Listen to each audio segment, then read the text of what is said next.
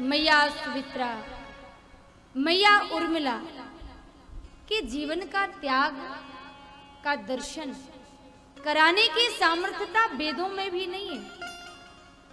वेद भी माता सुमित्रा के जीवन का दर्शन कराने में असमर्थ रहे। और आप जानना चाह रहे हो ना कि राम कौन है? याज्ञवल्क्य जी महाराज ने नेत्र बंद करके राम के नाम का गुणानुवाद करना प्रारंभ कर दिया और भरद्वाज जी से बोले कि जिनके चरित्रों को सुनने के बाद भी यदि जीवन में संशय रहे तो प्राणी का कल्याण उसका कैसे हो सकता है? जगत की जननी माता पराम्मा सती को संदेह हुआ। मैया सती पूछती रहती थी, क्योंकि भगवान भोलेनाथ भजते रहते हैं, निरंतर गायन करते हैं, खूब भजन करते हैं, अपने आराध्य के नाम का स्मरण करते रहते हैं। तो माता सती को संशय हुआ और माता सती ने एक बार प्रश्न कर ही दिया भोलेनाथ से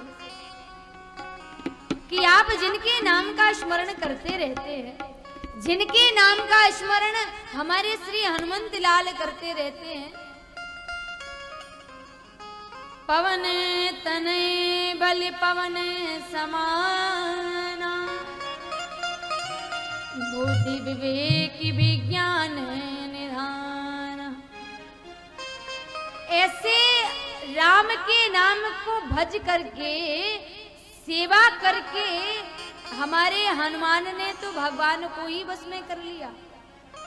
अपने बस करी राखे राम। देखिए कितनी सामर्थ्यता है। सेवा से सेवक स्वामी का सब कुछ ले लेता है, उसको कोई भी चीज मांगने की आवश्यकता नहीं होती। लेकिन सबसे कठिन यदि कोई धर्म है तो वह सेवक का धर्म है। सबसे सेवक धर्म कठोरा।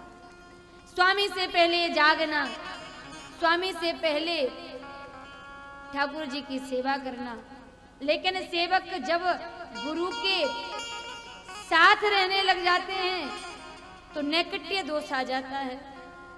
इससे बचना चाहिए।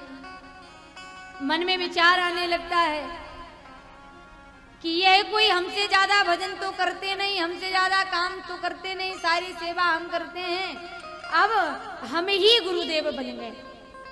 पहले क्या होता था कि शिष्य को गुरुदेव जो बोलते थे उसका अनुकरण करता था। गुरुदेव का आशीर्वाद प्राप्त हो जाए, सब मिल गया। पहले शिष्य मिलते थे, सेवक मिलते थे, लेकिन अब गुरुदेव मिलते हैं। बने बनाए गुरु मिल जाते, सेवक नहीं मिलते। एक बार एक गांव में गुरुदेव पहुंचे। उन्होंने कहा बड़ा समय हो गया है, चलो अपने भक्तों के पास जाकर के घूम के गांव में आता हूं और देखता हूं कि हमारे भक्त लोग कैसे हैं, हाल चाल लेकर के हम आते हैं। तो महाराज गुरुदेव पहुंच गए, गांव में पहुंचे और वहां गए तो उनका चेला खड़ा था छत के ऊपर और देखा गुरुजी आ गए हैं। बोले गुरुदेव आ गए हैं, गुरुदेव आ गए हैं। और गुरुदेव ने ऊपर से कहा महाराज तो प्रणाम करता हूं। बोले नीचे नहीं आओगे क्या? ऊपर से खड़े खड़े बोलने लगा गुरुदेव को देख के। बोले और गुरु का हाल है? अब जब नीचे आए सभी लोग प्रणाम करने लगे। पहुंच करके दौड़ दौड़ करके बोले गुरुजी बड़ा बड़ा विलंब किया, आपने बड़े दिनों बाद दर्शन दिया।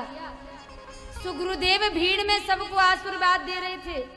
कोई पांव छुए तो गुरुदेव कहे कि प्रसन्न रहो, दीर्घायु रहो। वह चेला आया और उसने पांव छुए तो गुरुजी बोले कि खुश रहो। जैसे ही गुरुदेव ने कहा खुश रहिए, वह भी खड़ा हुआ तान के अपना सीना और बोला कि आप भी खुश रहिए। आशीर्वाद दे दिया उसने भी। तो वैसे बड़े बड़े गुरु मिल जाते हैं।